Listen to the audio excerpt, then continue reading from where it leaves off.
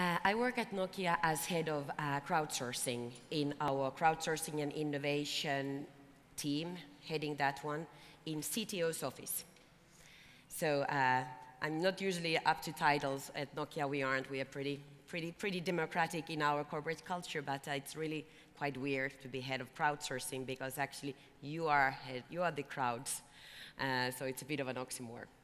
What we are now doing is that we are inviting all, not only DLDwomen 11 audience, but everyone English-speaking, women and men, to brainstorm together with us and make apps and create ideas for apps to empower women. You'll see here the site, and I'll also show the rules of the game. What we are talking now here is actually the junction of open innovation and social media. It's a new business model which we are also going to exploit in, for example, when localizing services or when finding point of interests to for example, navigation and maps. And this is how the name of the game goes. So it's open until September 30th. My colleague, Karoliina Harjanne, is here with also a video camera and a microphone. So if you have an idea what you want to share verbally rather than writing it here, you are welcome to do that. We have great members of jury. So we use the wisdom of the crowds by you voting, commenting, tweeting different topics, your ideas, but also there will be then a grand jury who will use the innovation dictatorship and find the best app, which will be then done by female developers and then published in Nokia's Ovi store for everybody to share. We will also follow up this activity with DLDwomen, with Steffi and with Arthur, so that in January you will hear, the audience will hear the results and what kind of ideas they has emerged. This is open. It means also that anyone who finds there a good idea is allowed to build on that one. This is not about big corporation exploiting the wisdom. This is sharing and enabling it. It is about also using it with, we are mobile, we do mobile phones, if you've heard. So you can also use it with mobile phone, but not only with Symbian, or in a couple of weeks to come with Windows Phone operation system, but it's also to do with iPhone and Android. So you can imagine me coming from corporate strategy. They are very tired when I meet my friends there and they're like, Pia, but doesn't this mean that this also benefits the competitive ecosystems, right? But the point is, like our CEO, when I had the pleasure of meeting him for 30 minutes of my springtime and discuss with him about it, so he totally agreed that actually with us, what if we didn't do it? Because this is really about empowering ideas and democratizing innovation. And now, if I may show you a couple of more boring slides, not the exciting side. How do we switch to this one? So that's how we defined the topic. I've been working with Stanford University and Imperial College and also done some publications with my colleague about the topic. So it's really about in the core of open innovation and social media. When I talk about democratized innovation, it's really actually a thought that I have with my dear colleague Valerie Buckingham, Nokia San Francisco. It's about the idea that the next Twitter or Foursquare isn't necessarily coming from developer community, from programmers, because that competency is somewhat getting more wider and commercialized. It's really us, housewives. We can be the ones that actually come with the next big thing. And this is the mindset. It's also about different ages and democratized innovation as like that. Although when you encourage your children to go and play with the site, our legal department asked us to say that, remember to say that basically it's only for 18 and above of age. It's about serendipity, because ideas are interesting. We won't be lifting up only one idea, because you know that the world of innovation is really filled with surprises. Penicillin or Viagra, both were invented by accident. So this is a proof of concept.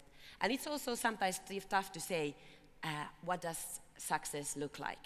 So we all know in the history of innovation, starting from the fact that, well, I was pretty small, but there was 2 cassettes of videos, so VHL, and then the other beta, so VHS and beta, 2 standards, and what mess that brought up in the neighborhoods.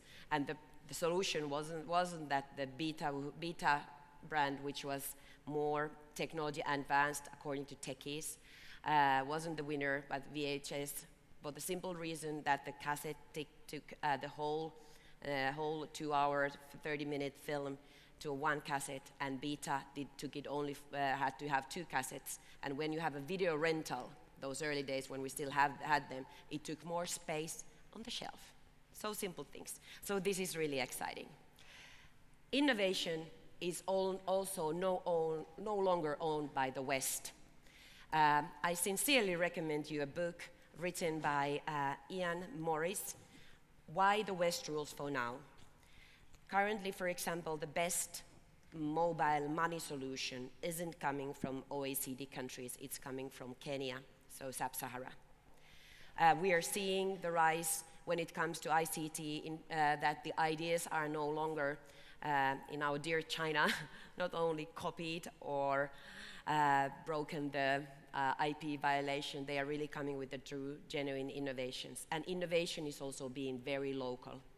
So I fully agree with the previous speakers with their very relevant comments, for example, how to do luxury marketing or marketing in general in Africa. So this is really, it may seem we are here in more OECD countries. My background is mostly from Finland and USA, so I'm kind of comfortable in this kind of surroundings. Well, I'm not, because this is great surroundings. But basically, so it's not necessarily a threat, but it's a fact. It's the balance between East and West in the history of humankind who rules. And Ian Morris, I sincerely recommend the book. It's 800 pages, but very good one. Then a very interesting thing. I'm coming closer now to Nokia strategy, if I may, and that's my last point.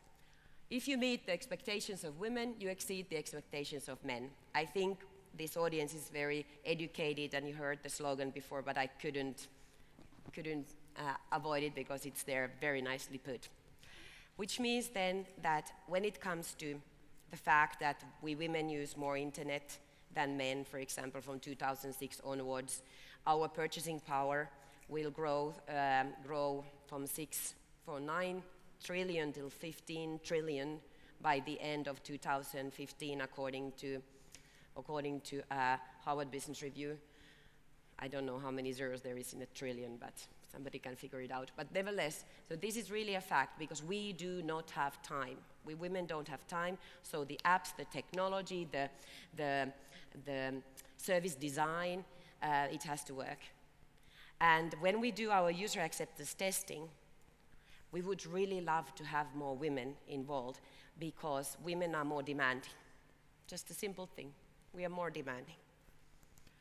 And this is also what we did the last quarter 2011. Our senior leaders wanted to energize Nokia internally. So use the wisdom in the crowds inside the company, which is one thought for you when you're working with your community, Sora, so 33,000 mobile internet professionals globally, spread all over the world, paused for a while with their daily work and thought, topics which are related for Nokia and our appeal to women.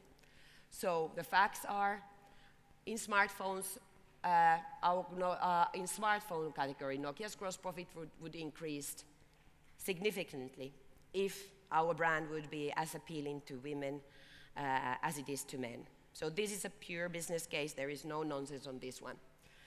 And women have all the same problem. We can't waste time. That's it. Time is the currency, and we can't waste it, and that makes us interesting, very important target group. And we know that social networking is predominantly driven by women. Back to the final topic, apps to empower women. We have there, this is not about money. This is about co-creation. We could spread money. We do it with different kind of competitions, a lot. But this is really about engagement. It's about sparring. It's about co-creation and sharing.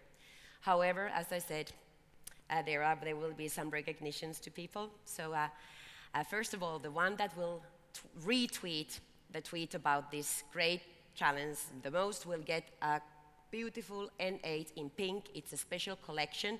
It would match brilliantly with the team color of our partner, DLDwomen.